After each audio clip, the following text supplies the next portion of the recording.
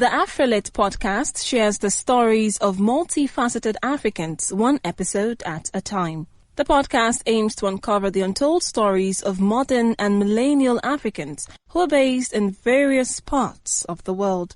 Each episode gives listeners an opportunity to learn and experience conversations that showcase who they are and their global perspectives in our ever-changing world. Be sure to listen and subscribe to the AfriLit podcast on Spotify or wherever you listen to your favorite podcast. You can also follow at AfriLit Podcast on all social media platforms.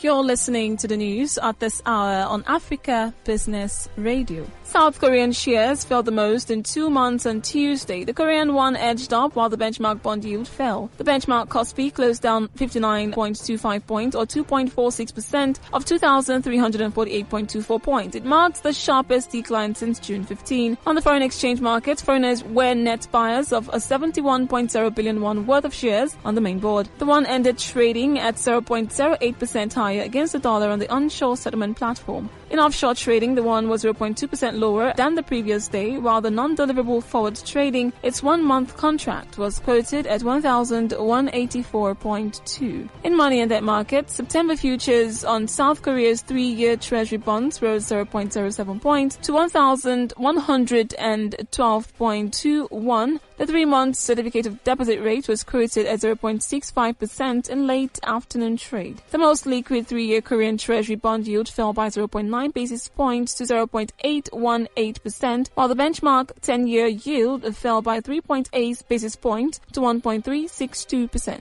And that was the news at this time on Africa Business Radio. You can continue to listen live online at www.africabusinessradio.com or via our mobile app.